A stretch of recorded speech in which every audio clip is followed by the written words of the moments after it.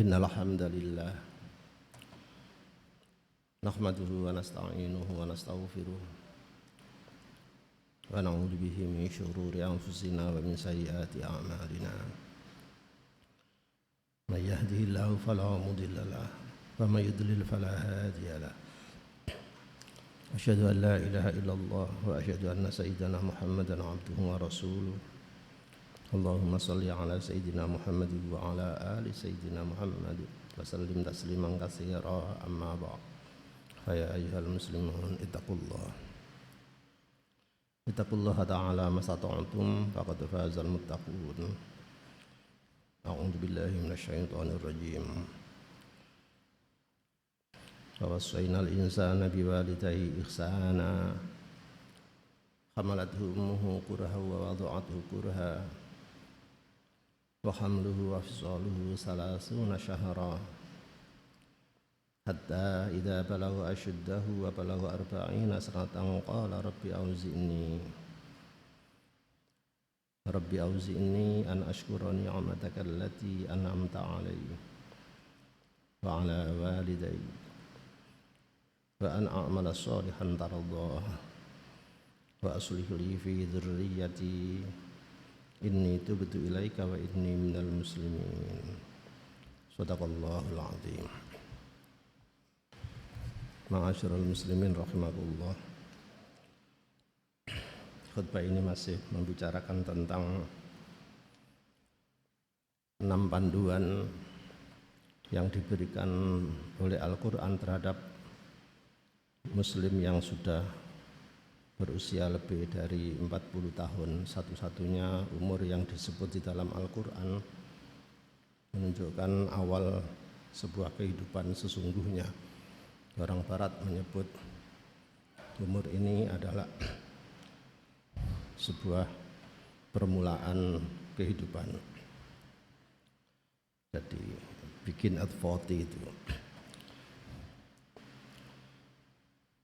Merujuk dari surah tersebut kita sudah mencapai poin ketiga, yaitu an a'mala sholihan tardhah. Melihat data yang disampaikan oleh Badan Kependudukan Dunia atau The World Population Review 2005 ini, penduduk bumi sekitar 8,16 miliar dan pertumbuhan umat Islam beranjak sudah mencapai sekitar 25% atau 2 miliar. Pertumbuhan yang karena kesadaran mereka terhadap konsep Islam yang sangat universal. Untuk negeri kita sendiri, waktu kemerdekaan 1945 itu umat Islam jumlahnya 95%. Ketika tahun PKI dulu 1965 turun menjadi 90%. Zaman Orde Baru umat Islam negeri ini 86,7% dan akhir-akhir ini sudah naik sedikit menjadi 87,1%. Persoalannya apa peran ulama terhadap perkembangan umat Islam di negeri ini? Kok tidak sama patriotnya perjuangan ulama zaman dahulu? Kemungkinan pemuka-pemukanya di negeri ini, ulama-ulamanya, komitmen keislaman kurang. Lebih banyak diperuntukkan serba toleransi, serba mengalah, serba apa, tetapi prinsipnya kurang dijaga. Meskipun faktor lain banyak. Rujuklah kepada Harokah Hadratus Syekh Yai Haji Hasyim Asy'ari, pendiri pesantren ini, pendiri Nahdlatul Ulama, yang ikut membidani juga kelahiran negeri ini, kemerdekaan. Hadratus Syekh itu di dalam bidang sosial itu tidak pandang siapapun, yang dipandang adalah kemanusiaannya. Kita ambil contoh, satu-satunya kiai yang mewakafkan tanah untuk pasar. Mewakaf kok untuk pasar. Pasar karena di Jombok itu memang geliat ekonomi harus dilewatkan pasar. Sehingga Hadratus Syekh wakaf tanah di daerah Jombok itu bukan untuk masjid, bukan untuk pesantren, tapi untuk pasar, kegiatan ekonomi, menumbuhkan ekonomi. Tetapi kalau soal teologi, soal prinsip, non kompromi. Kenapa zaman dulu pesantren ini kok diharamkan memakai celana? Jawabannya tasyabbuh dengan orang kafir, biar gak sama dengan potongannya londo penjajah. Dianggap tasyabbuh bil qaum itu fahuwa minhum. Untuk menumbuhkan sikap militan yang bagus, bukan kok pakai celana haram, bukan, tapi agar menumbuhkan sikap patriotis, nasionalis, seterusnya membela negeri ini. Tetapi lihat, pada tahun 1935, 34, 35 ketika putranya sendiri Kiai Wahid Hasyim mendirikan sekolah nizamiyah, ada pendidikan umum masuk di situ, dan Kiai Wahid sendiri jadi Menteri Agama, pakaiannya tidak lagi sarung tapi full dress, pakai dasi, pakai celana, pakai sepatu. Hadratus Syekh diam karena itu sebuah perkembangan dan tidak lagi berfatwa keharam-haraman tasyabbuh biqaumin tadi. Karena itu Hadratus Syekh sangat mengerti kapan prinsip itu dibutuhkan. Saya hanya ingin memutar ulang sejarah berdirinya negeri ini. Sebuah kerjasama yang bagus, komposisi yang bagus antara pejuang yang di masyarakat melalui agama. Hadratus Syekh Kiai Haji Hasyim Asy'ari lah tokohnya bersama ulama-ulama yang lain. Kemudian di nasional ada Soekarno. Kemudian di kalangan konglomerat ada Syekh Faraj bin Said bin Awad. Ini orang Arab. Ini sensitif. Saya tidak membicarakan sebuah keturunan Nabi atau gen atau tes DNA dan lain-lain.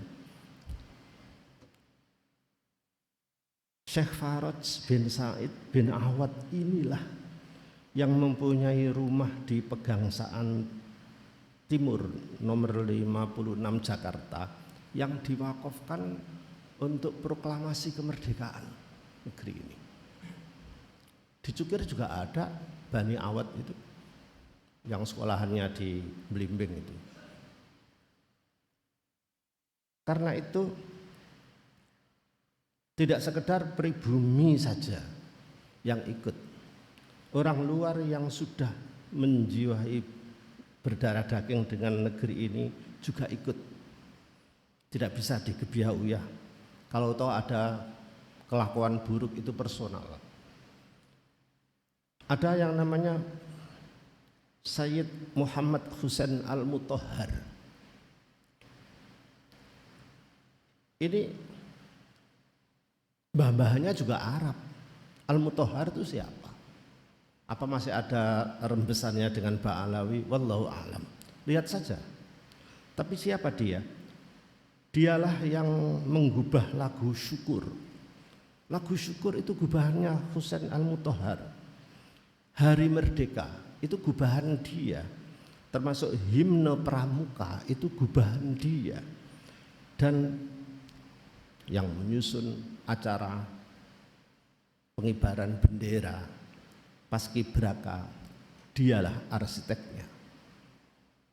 Maka perlu orang-orang yang begini ini, kita perlu berdoa mudah-mudahan amalnya itu diterima di sisi Allah, bukan diskriminasi. Hadratus Syekh Kiai Hasyim Asy'ari sendiri ketika Soekarno sudah ditahan oleh para pemuda harus segera memproklamirkan negeri ini.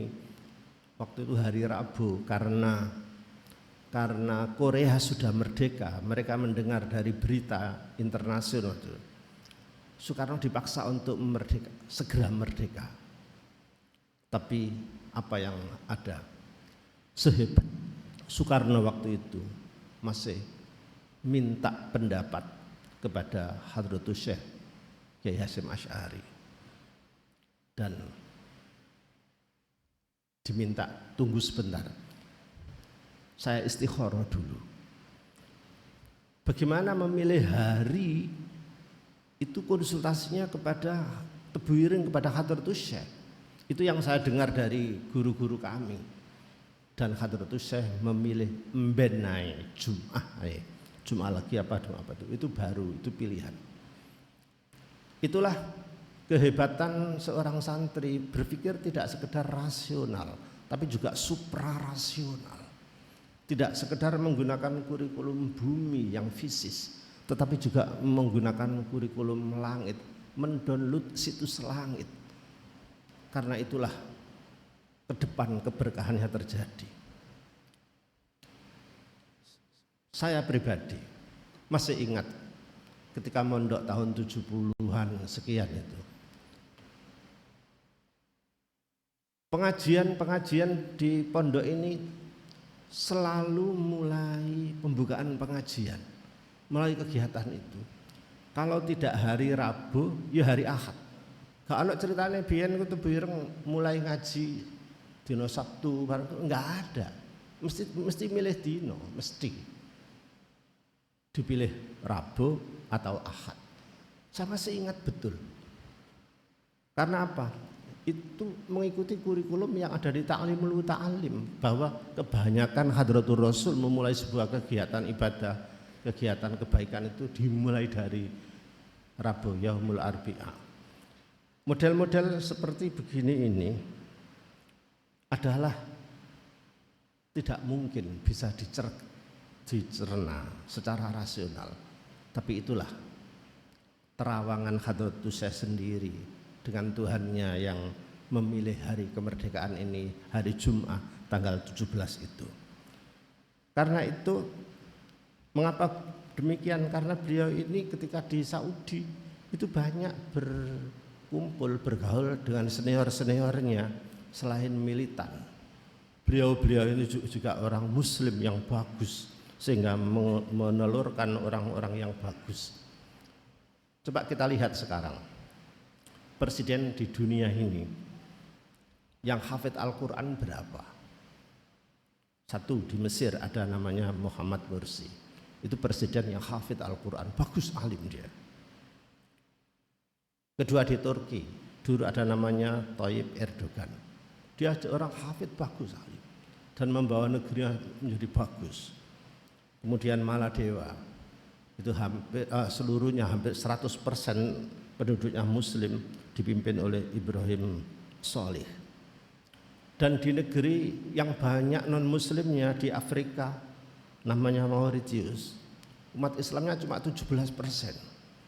Tapi pernah dipresideni oleh seorang perempuan yang ilmuwan, profesor biologi kimia, apa itu lupa ya, namanya Dr. Aminah Hurib Fahim, yang bisa mengangkat derajat ekonomi Mauritius menjadi bagus, meskipun dia mengundurkan diri akhirnya karena fitnah keuangan yang sudah dibereskan.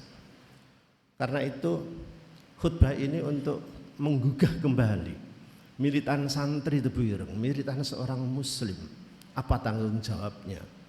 Apa komitmen keislaman kita di kemerdekaan ini?